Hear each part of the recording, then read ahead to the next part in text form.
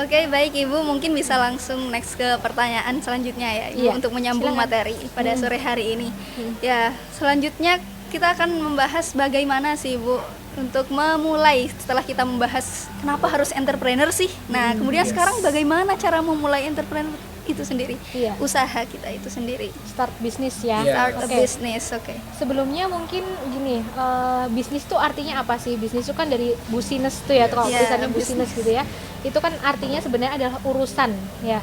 Jadi hakikatnya bisnis itu atau kita mungkin di podcast ini bahasanya entrepreneur ya. Itu adalah membantu orang lain menyelesaikan urusannya. Jadi kita tuh membantu. Jadi tujuan utamanya sebenarnya membantu orang lain. Membantu orang lain untuk apa? Untuk menyelesaikan urusannya, untuk memenuhi kebutuhannya. Jadi makanya ketika misalnya nih, orang ternyata butuh baju ya gitu ternyata. Kemudian kita berbisnis, kita menyediakan baju. Iya. Gitu Iya, ya. betul. Orang ternyata butuh makan nih, kafe nih misalnya ya. Ternyata orang butuh nongkrong.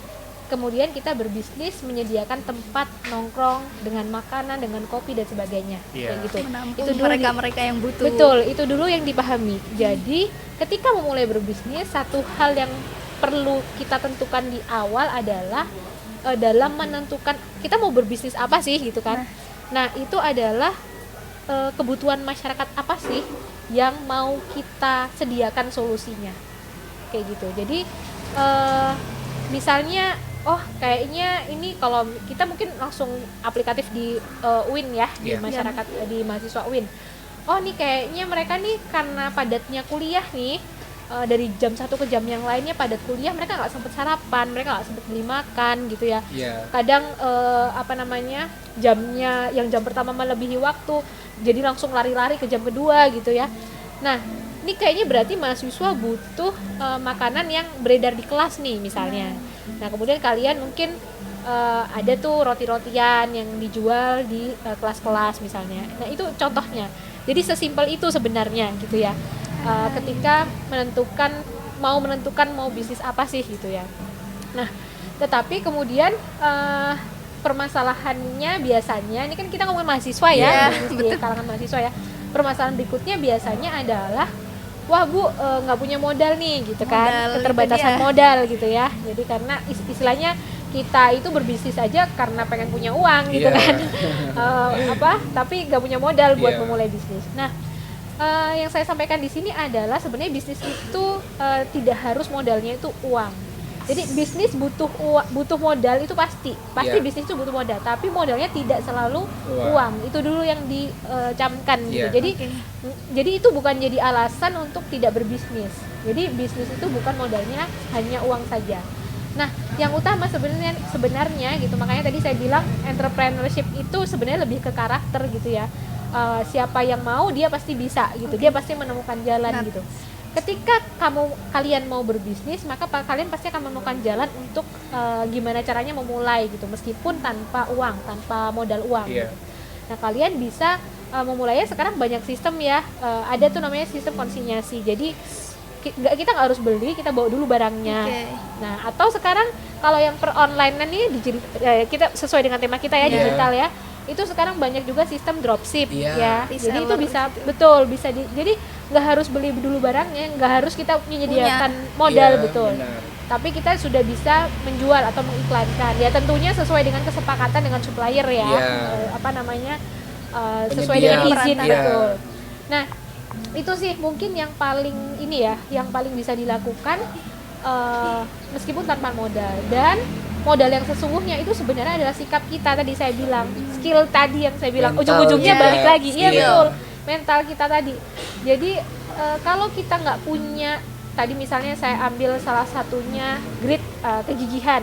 Kalau kita nggak punya kegigihan, ya udah, mau nggak ada modal uang, ya udahlah, nggak jadi berbisnis. Iya, gitu takut duluan untuk memulai. Iya, benar gitu. Jadi kalau misalnya tadi ada nggak ada waktu nih, saya kan kuliah gitu misalnya ya. Ya udah, akhirnya nggak jadi berbisnis. Padahal saya yakin sebenarnya masih ada waktu sebenarnya ya. Jadi balik lagi, dan mungkin satu tips selanjutnya adalah mulai dengan yang mudah dulu gitu ya. Jadi yang tadi ya yang dibutuhkan oleh masyarakat itu apa sih gitu, kalian bisa mencari peluangnya di situ. Kemudian nggak tanpa modal tetap bisa kalian mencari supplier yang bisa konsinyasi atau dropship tadi. Dan kemudian juga mulai yang mudah dulu aja gitu, yang mudah dulu, maksudnya yang mudah itu jangan langsung dipikir wah nanti mereknya apa ya, wah nanti. Jadi di bisnis itu kan ada ya udah yang penting jalan dulu. Nah, yang penting jalan dulunya itu maksudnya adalah yang penting yang mudah dulu aja, yang bisa lakukan meskipun belum ada namanya nih, belum ada mereknya, meskipun belum ada apa namanya, kan biasanya tuh kadang orang ribet sama packagingnya gitu ya, padahal mungkin nggak usah packaging yang belum sampai packaging yang bagus-bagus nggak masalah, misalnya cuma baru bisa plastik doang atau apa, yang penting mulai aja dulu. Jadi yang mudah dulu yang dilakukan untuk melatih itu tadi. Target marketingnya yang penting harus jelas. Betul, nah target marketing jadi sesuai kebutuhan ini ya, kebutuhan jadi kan konsumen. Betul, jadi kita menentukan masyarakat mana sih yang mau kita carikan solusinya. Nah kalau tadi contohnya UIN, berarti target market kita UIN, berarti mahasiswanya. Betul, tadi terima kasih ya sudah dikasih dikasih tentang target ya, itu penting banget karena kalau misalnya kita seperti apa nih namanya, kail tuh mancing tuh kalau tidak sesuai kolamnya itu nggak bakalan dapat ikannya gitu betul kan. Umpannya nggak sesuai, ikannya nggak bakal nyantol. Betul, sama gitu. Kalau barang kita misalnya jual, ada dulu seperti yang sharing sama saya, jual kaos anak muda tapi ke ibu-ibu arisan gimana? Betul. Jadi tentukan dulu pasarnya, kebutuhan apa yang ingin kita kebutuhan apa yang ingin kita bantu buat mereka. Barulah di situ kita berpikir strateginya. Nah Ibu, kan berbicara tentang modal nih Bu, kan ada juga orang yang mau memulai usaha itu malah dengan hutang gitu. Nah itu apa it's recommended atau enggak buat start?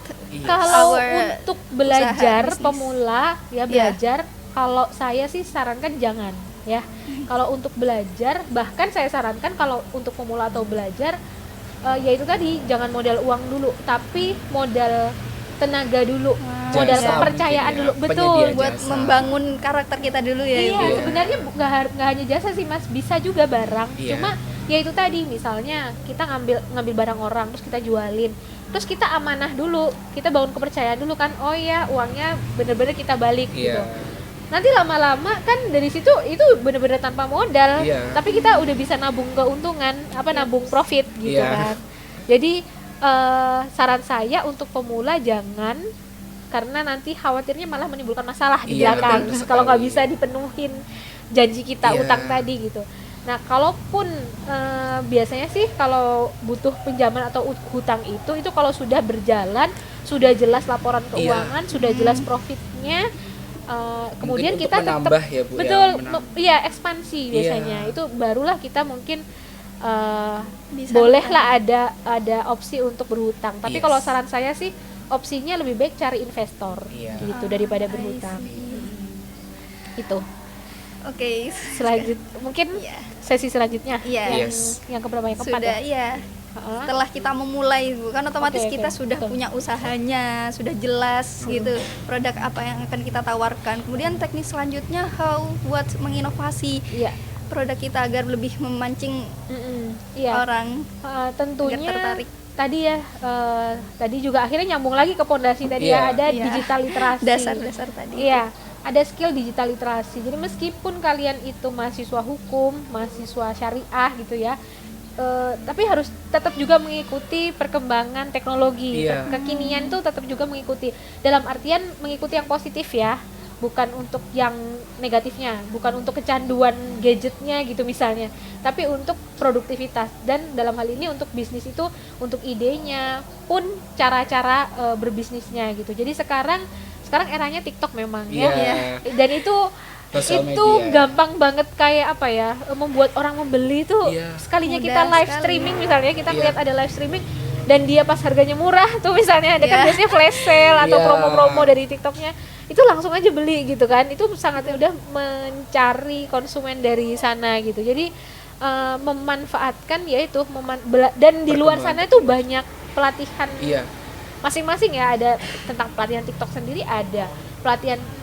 Shopee sendiri, mungkin sebut merek nggak apa-apa Iya, kan nggak ya Iya tadi? boleh Bu. Pelatihan Platform. Shopee sendiri ada pelatihan macam-macam, itu ada semua, bahkan bagaimana membuat website secara otodidak meskipun kita bukan ahli IT itu Yes. juga Iya. bisa juga ada. Bahkan kan kalau misalnya berbisnis nih kita pasti akan akan berkaitan dengan branding ya. Bahkan sekarang juga banyak sekali aplikasi-aplikasi yang meskipun kita nggak bisa desain tapi kita bisa ya pakai Canva ya. Memudahkan nih. template Betul, template meskipun yang menarik. Orang nggak bisa desain tetap bisa menghasilkan Iya. brand atau menghasilkan desain yang bagus untuk Betul. template Iya. bisnisnya, untuk packaging bisnisnya itu.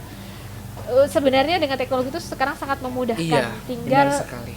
memang berminat atau tidak, Tidak. mau atau tidak, Iya. gitu sih Mbak. Sudah dimudahkan Iya. serba dimudahkan kita. Oh ya, dan satu lagi mungkin sekarang juga eranya sinergi atau eranya istilahnya kolaborasi ya. Jadi kalau dikerjakan sendirian mungkin kewalahan. Iya. Ya, Atau betul. ibaratnya kalau dikerjakan sendirian mungkin step yang bisa dilakukan hanya selangkah, 2 langkah. Iya. Tapi kalau melakukan kolaborasi maka dalam satu langkah itu bisa dapat banyak gitu. Iya. Jadi dan itu sebenarnya yang saya lakukan juga. Jadi saya berbisnis nggak sendirian. Kalau sendirian sudah pasti kewalahan, apalagi Iya. sambil bekerja gitu kan. Jadi kami bertiga sebenarnya ya kerjasama dan kami ada pembagian tugas. Pembagian tugas ada yang memang fokus di desainernya, ada yang fokus di proses produksinya, dan saya fokus di penjualan. Jadi ya udah, yang saya pikirkan cuma bagaimana penjualan, bagaimana omsetnya naik kayak gitu. Jadi saya nggak mikir produksi, saya nggak mikir desain kayak gitu. Itu sangat membantu. Jadi mungkin tips selanjutnya itu ya, di era digital sekarang juga kita melakukan kolaborasi dengan orang lain ya untuk memaksimalkan hasilnya gitu. Oke Bu, ini kan menyangkut dengan bisnis. Iya. Bisnis. Mohon tanya-tanya boleh ya Iya, Ibu tentang iya, bisnis Ibu silakan. juga. Biasanya kalau caranya Ibu untuk survei pelanggan gitu Ibu, biar kita Oke. bisa tahu oh pelanggan ini ininya di sini. Terus gimana kita cara nginovasiin barangnya kita agar sesuai dengan apa yang yang diinginkan oleh Iya. pelanggan itu. Jadi tadi kalau berkaitan dengan materi yang start bisnis tadi, yang pertama tadi saya menyampaikan kan memang setting target, itu Iya. betul banget ya. Jadi dari awal kami memang menentukan target kita itu menengah ke atas, jadi premium. Yes. Nah, oleh karenanya ketika kita memproduksi kan tadi fashion ya, Iya. memproduksi baju ini, maka dari kualitas sampai warna sampai pokoknya seleranya harus sesuai, harus masuk ke premium. Iya.